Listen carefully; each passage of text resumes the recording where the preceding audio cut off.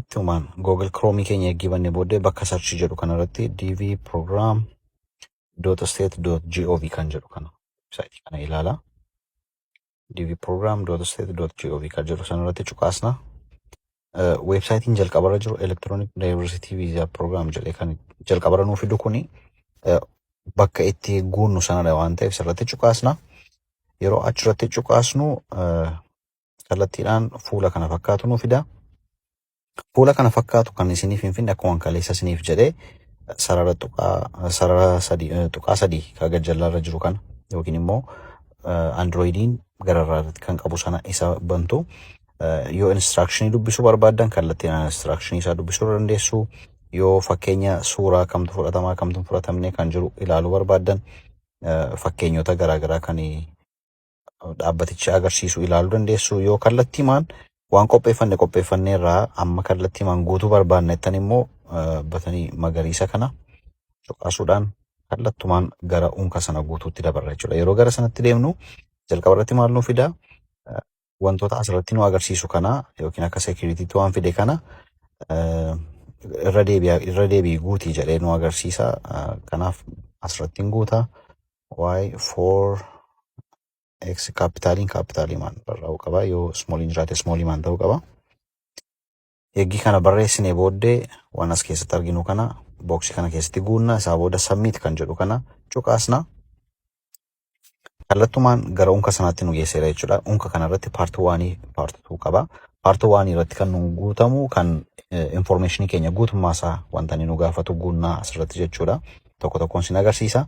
Paartii 2 isaa warra abbaa manaa fi haadha manaa yookiin ijoollee qaban informationii nama lammaffaa gaafa guunnu paartii 2 irratti kan nu agarsiisu. Kanaaf kallattiidhaan bakka lakkoofsa tokko irratti name jedhee jiru kanarratti maal jedhee nu gaafata? Last name jira, first name jira, middle name jira. Asirratti wanti isin dogoggoruu hin qabne foormiin kun yookiin immoo akka Ameerikaatti maqaan gaafa barraa'u last name irraa jalqaba. Last name achi booddee first name achi middle name. Last name jechuun maqaa akaakayyuu keenyaa jechuudha. Maqaa akaakayyuu irraa jalqabna. Achi maqaa keenya guunna, achi maqaa abbaa keenyaa guunna jechuudha. Akkana wal jala kan dabarsinee yaadan qabuun nurra jiraata. Fakkeenyaaf amma unka kanarratti kan hin guute sin agarsiisu. Fakkeenyaan guutaa jira waan ta'eef callisee man maqaa tokko filadha lafumaa kaasee jechuudha. Tolaa haa jennu fakkeenyaaf yeroo maqaa guunnu qubee guddaa gochuu qabna. Tolaa haa jennu nama akaakayyuun isaa Tolaa jedhamu. Maqaan isaa immoo Caalaa nama jedhamu haa jennu. Caalaa. Maqaan abbaa isaa eenyu jedhu Badhaasaa.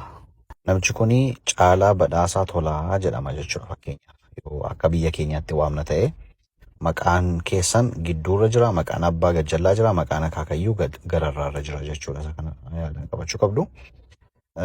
Saalli isaa dhiiradha.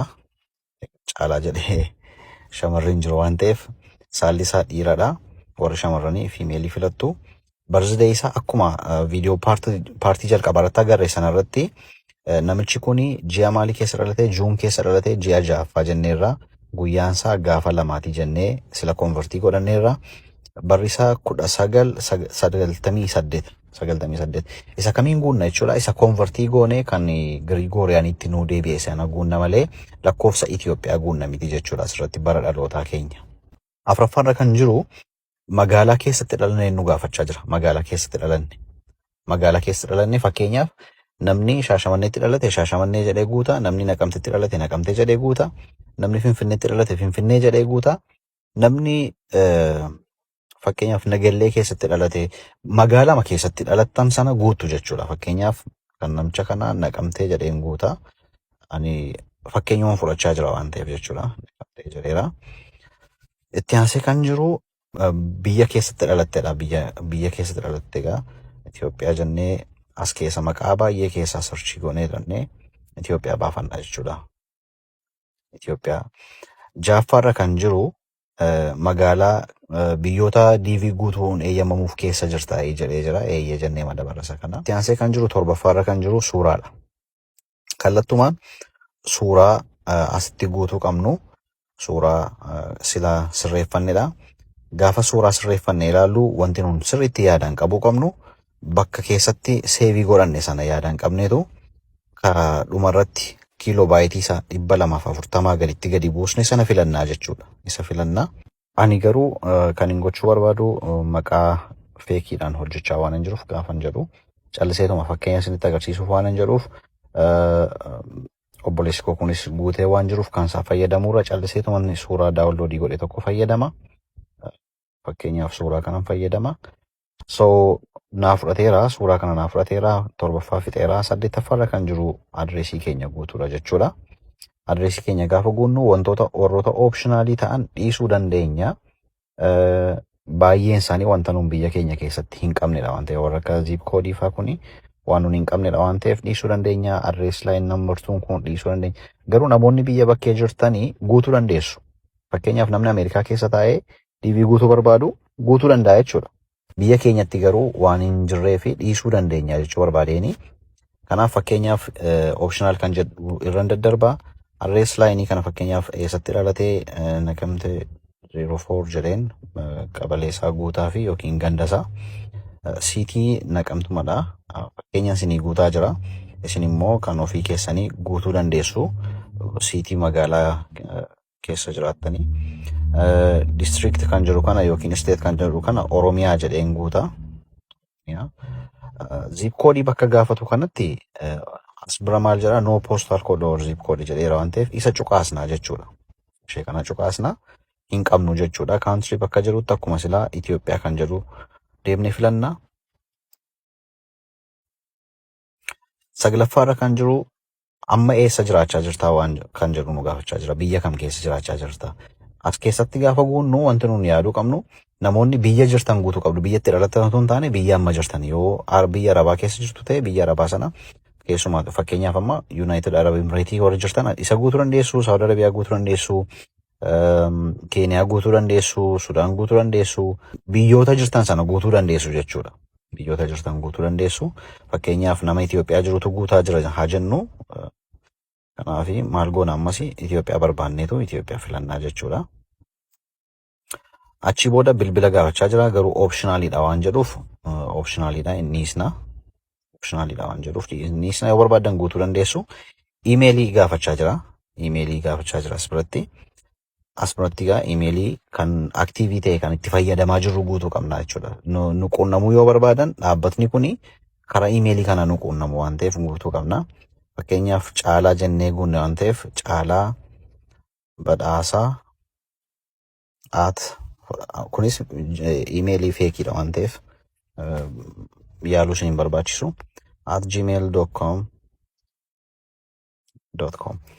@gmail.com caalaa badhaasaa @gmail.com akka namichi kun imeelii isaa guuteettiin guutaa jira jechuudha. Ammas isuma kana irra deebi'a. 12ffaarra kan jiru sadarkaa barnootaati. Sadarkaa barnootaa akkuma isinitti hime namoonni kutaa 12 fi isaa ol taatan muuxannoo hojii malee sadarkaa barnootaa keessanii guuttanii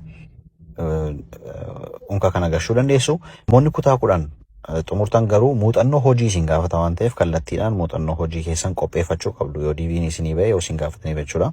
Ammaaf nama yuunivarsiitii jirudha 12 fixee nama yuunivarsiitii jirudha jennee haa fudhannu fakkeenyaaf yuunivarsiitiidha giraajuweetii godhee hin baane yoo ta'e fakkeenyaaf caalaanii Sam University courses jennee guunnaa jechuudha. Bakka kanatti yoo digirii isaa fudhateera ta'e immoo yuunivarsiitii digirii guunnaa yoo 10 fixee isaa booddee immoo teeknika yookiin kolleejii baratee taanaan vocational schoolii gashuu dandeenya. High school digiriin kun immoo warri kutaa 12 fixan immoo high school digirii kana guutuu dandeessu jechuudha. Akkuma kanatti wantoota asirra jiran kana dubbistanii guutuu. 13ffaarra kan jiru haala gaa'ilaati kan inni ibsu. Fuudheeramuun fuune kan jedhudha. Fakkeenyaaf ka jalqabaa kanarraa hin fuune yoo ta'e ka jalqabaa kanaa guunna. Yoo gaa'ela qabaanne immoo abbaa manaa yookiin haadha manaa qabaanne immoo wantoota kana lamman keessaa tokko guunna. Tokko isa kanaan isin ibsuu barbaada.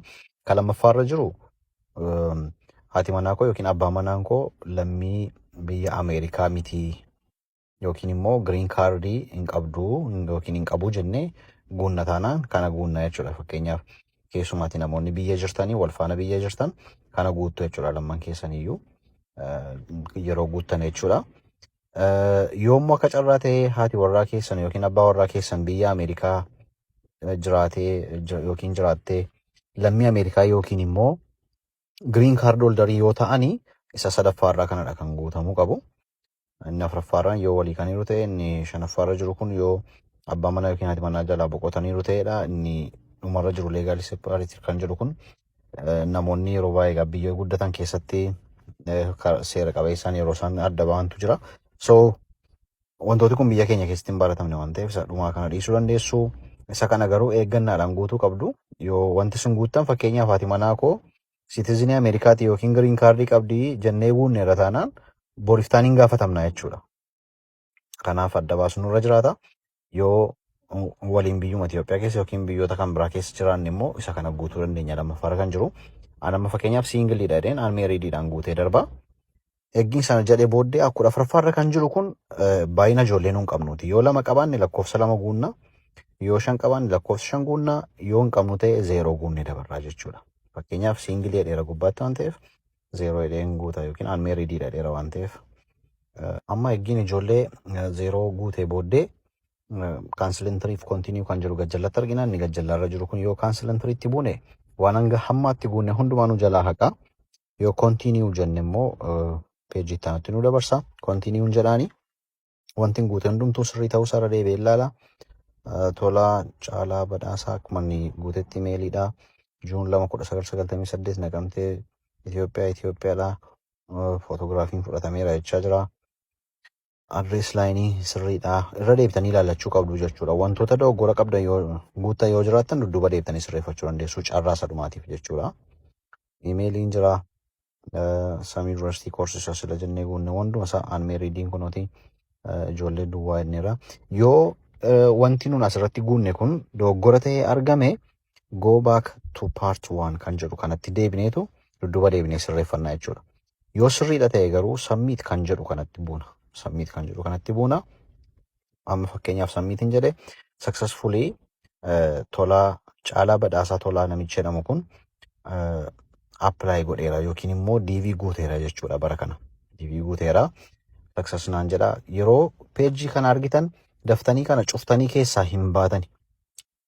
Otuu peejii kana yookiin immoo fuula kana seeviin godhatin yoo keessaa baatan hiikaan qabu jechuudha. Sababiin isaa yeroo DV'n dhufee ilaalladhaa jedhamutti waan ittiin ilaallattanii qabdan waan ta'eef ariifattanii kana keessaa ba'uun qabdanii. Yoo piriintarii bira jiraattan ishee gararraa kana piriintar jettu kanatti buutanii piriintii gochuu dandeessu. Yoo sana gochuu dandeessan ta'e immoo iskiriinshaatii bilbila keessan irraa qabachuu dandeessu yookiin suuraa kaafachuu dandeessu. Dhumarra kan isin argaa jirtan kun confirmation numberiin kun jira, digital signaturein kun jira.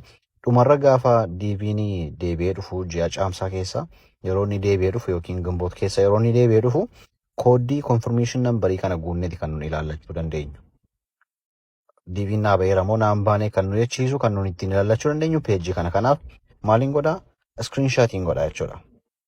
Akkuma argaa jirtan screenshaatiin godhadhe. Screenshaatii koo yoon barbaadde crooppii godhee kaa'achuu nan danda'a akkan barbaadetti.